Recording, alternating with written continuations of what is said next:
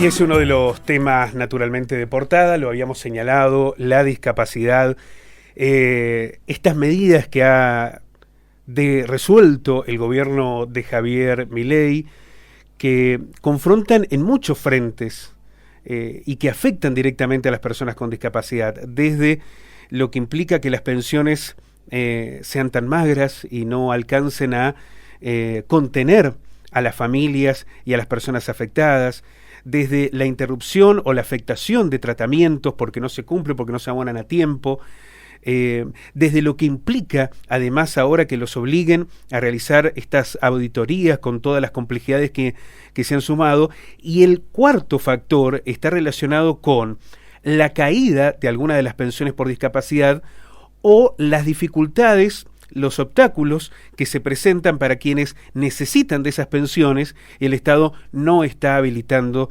para que las puedan obtener. Pero vamos a tomar contacto con Daniel Frangía, el defensor del pueblo, que está en Mar del Plata participando de un congreso en el que además está analizando contextos que están relacionados con las estafas virtuales y que es otro factor también muy interesante de debate. Daniel, ¿cómo te va? Muy buenas tardes. Hola, Pablo. Voy a ir a lo puntual para tratar de aprovechar Dale. este momento en el que logramos tener una señal desde allí. ¿Cuál es la realidad que se está advirtiendo desde la Defensoría del Pueblo con el reclamo de las personas por discapacidad en relación a las pensiones? Bueno, el resumen que vos hiciste explica un poco lo que ha sido la naturaleza de los reclamos de este año.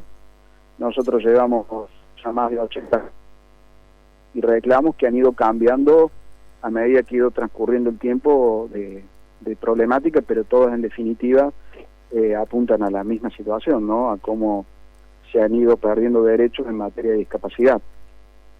En el último tiempo observamos la caída de las pensiones cuando llegan cartas documentos sin más explicaciones, pero también observamos demoras a la hora de responder, en más de un año para saber si continúan o no las pensiones, falta de información, notificaciones erróneas, bueno, en fin, es una multiplicidad de factores que lamentablemente agravan la situación de las personas con discapacidad. De lo que ustedes han podido advertir, Daniel, estas cartas documento a personas con discapacidad que les indica que van a perder esa pensión, lo que han podido observar es que efectivamente son personas con discapacidad, efectivamente son personas que necesitan de esa pensión y que han sido afectadas por esta decisión del gobierno. Mira, es muy difícil esa valoración. Lo que sí advertimos es que la mayoría de los casos que llegan a la Defensoría se veían notificados por primera vez, con lo cual había faltado el paso previo de darles la oportunidad de la auditoría y de las cuestiones que debían hacerse. Entonces ya partíamos de un escenario de vulneración o de vulneración de un derecho. Y además se agregaba esto otro, que no eran claras las medidas que tenían que hacer para volver a reiniciar los trámites. Así que en la Defensoría iniciábamos un proceso de acompañamiento y de ver cómo los reconectábamos con ANDIS, porque eso también suele ser dificultoso, atento a que todos los trámites se exigen en forma digital. Y bueno, acá aparece también la cuestión de la brecha, que en materia de discapacidad tiene una complejidad adicional, que muchas veces las aplicaciones te piden cuestiones que una persona con discapacidad no las puede hacer. Entonces las situaciones realmente se vuelven complejas. ¿Hay alguna estimación de cuántas personas con discapacidad o cuántas pensiones para personas con discapacidad se podrían ver afectadas en Río Cuarto por estas medidas del gobierno? Mira, yo no tengo esa estimación, sí sé que la municipalidad también orienta y acompaña en este caso, con lo cual seguramente ellos también están recibiendo casos.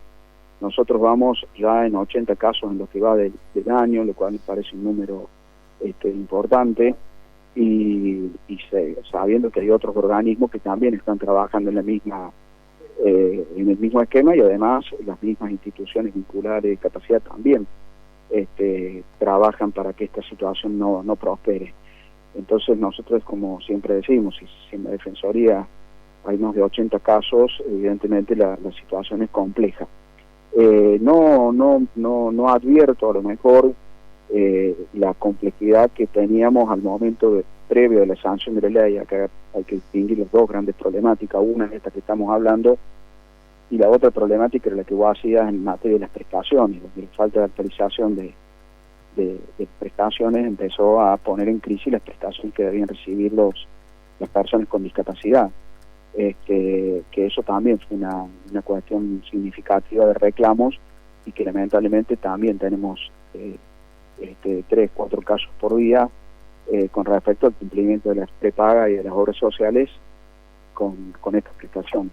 Uh-huh. Es importante contextualizar esto que señalás, Daniel, porque hay dos elementos muy fuertes que aparecen en estas dificultades. Cuando se interrumpe el pago de una pensión hasta que finalmente se recupera y se pueden validar los datos de la persona afectada, o cuando se interrumpe un tratamiento o una prestación que está relacionada con la asistencia de una persona con discapacidad, el daño que se genera es altísimo y a veces hasta puede resultar irreversible, porque en muchos casos hablamos de personas que no pueden interrumpir ni su contención ni el modo en el que están siendo tratadas. Es importante contextualizarlo porque deshumanizar este proceso implica a veces hablar de números o de instancias burocráticas administrativas, pero acá no se trata solo de eso, se trata de personas que están siendo directamente afectadas, ¿no? Pues sí, absolutamente. Yo creo, como estoy seguro que la enorme mayoría de los argentinos creemos que nadie que no necesite una pensión la reciba, y que todo aquel que la necesite también. Pero creemos que hay formas diferentes de hacer estos controles, que bienvenidos sean, y que van a esto que estás planteando vos, que no deben deshumanizarse. A veces un tratamiento que se paraliza en forma inoportuna, y bueno, puede significar esto que muy bien mencionás, la recuperación definitiva, ¿no?, de una persona, porque no todas las discapacidades a lo mejor son de por vida, pero interrumpiste el tratamiento de manera inoportuna, y bueno, y ahí sí a lo mejor generaste un daño irreversible. Entonces nosotros entendemos que se pretenda un control exhaustivo de esta situación. Lo que no comprendemos ni creemos que se justifique es perder el trato humano, la visión humana de lo que requiere la situación de una persona con discapacidad y el entorno, porque esto también no hay que olvidarse, el entorno de las personas con discapacidad. Uh-huh. Cuando intentan, en este acompañamiento a las personas que realizan el reclamo de la Defensoría, cuando intentan contactarse con ANDIS, con la Agencia Nacional de Discapacidad, ¿la única alternativa es la digitalización? ¿Con qué se encuentra? ¿Hay una predisposición a resolver estos problemas o ahí aparece un nuevo obstáculo? Bueno, ahí te diría que hay una mixtura. Nosotros todavía tenemos contactos con la delegación en Río Cuarto, una delegación medio sui generis que ha quedado, y que por ahí eso facilita algún tipo de control, pero bueno, todo tiende a que esto se termine de digitalizar definitivamente, y ahí vuelvo a esta situación. Son todos trámites personales que no pueden ser realizados por otras personas que no sea la persona con discapacidad. Obviamente en el caso de que necesiten asistencia, quien está a cargo de esa situación. Entonces eso también complica mucho, porque ahí vuelvo al fenómeno de la brecha digital, que tiene múltiples opciones, es decir, desde no tener el teléfono para poder hacerlo, o la conectividad para poder hacerlo, hasta la preparación para poder hacerlo, o en muchos casos a cuestiones que te piden de una mueca, de una seña o de algo que tampoco lo podés hacer. Entonces existen dificultades que volvemos a lo mismo. Cualquier sistema de control siempre, el control siempre es bienvenido, pero no con cualquier sistema. Creemos que los sistemas tienen que corresponderse con la realidad de lo que se quiere controlar. Claro, porque, hay dos elementos que también me gustaría que me ayudaras a analizar.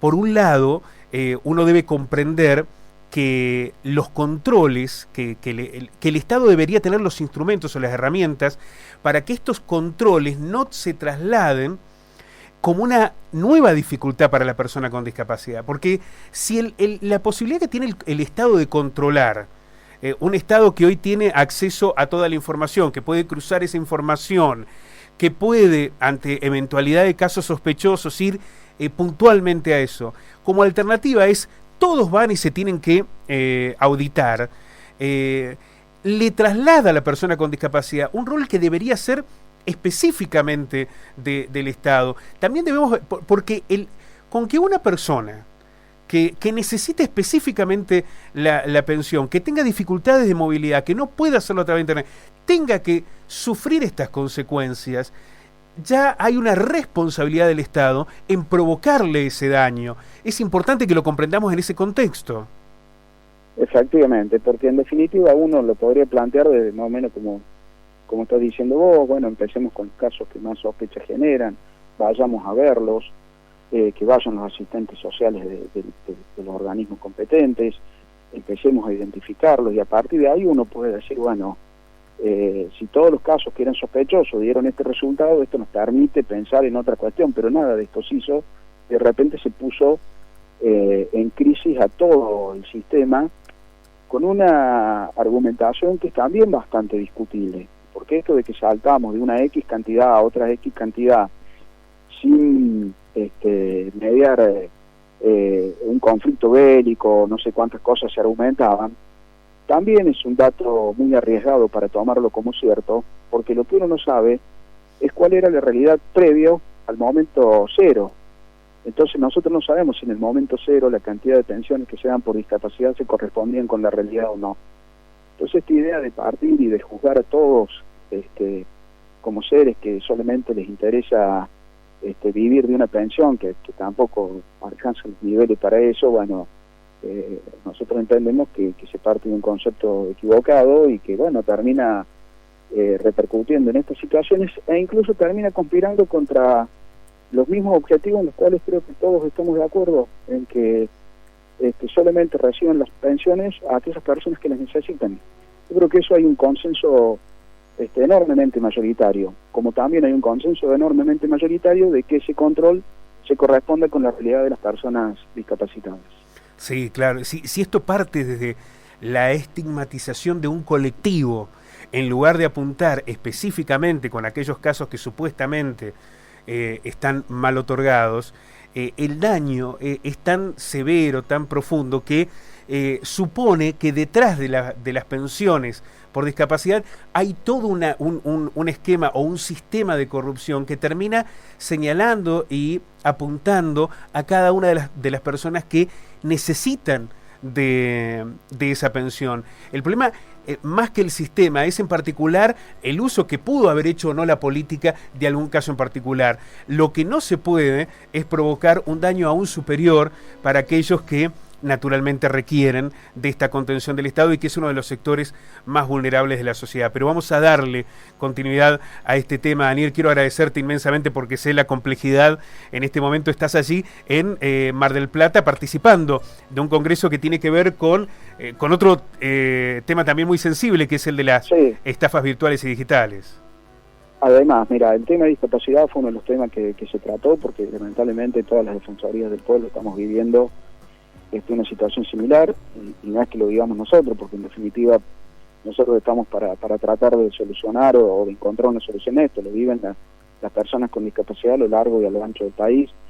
También tratamos con mucha preocupación la situación o el estado de las rutas, que también es un problema que está trayendo muchas consecuencias, donde cuando no se pierde una vida humana, muchas personas quedan también con una situación de discapacidad, donde puede pasar esto que hablábamos al comienzo. Nosotros llevamos el tema de las estafas digitales, pero se trabajó sobre todo lo que significa el impacto de la digitalidad y cómo hay que construir ciudadanía en estos momentos de la era digital. Así que bueno, ha sido un congreso, a mi modo de ver, bastante fructífero, con muchos temas trabajados. Y para cerrar esto de la discapacidad que veníamos comentando, nosotros, al igual que hicimos con los diputados de la provincia de Córdoba, le enviamos una carta a los senadores de la provincia de Córdoba pidiéndoles que rechacen el veto presidencial para mantener en vigencia la ley que se aprobó en materia de discapacidad. Así que bueno, esperemos que ese granito de arena también sume a a que se pueda mantener la ley que trata de paliar un poquito la situación de los discapacitados. Seguramente vamos a ampliar este tema. Daniel, muchísimas gracias por el contacto. No, muchísimas gracias a vos por el llamado. Daniel Frangie, defensor del pueblo, haciendo alusión a esta problemática que están enfrentando las personas con discapacidad.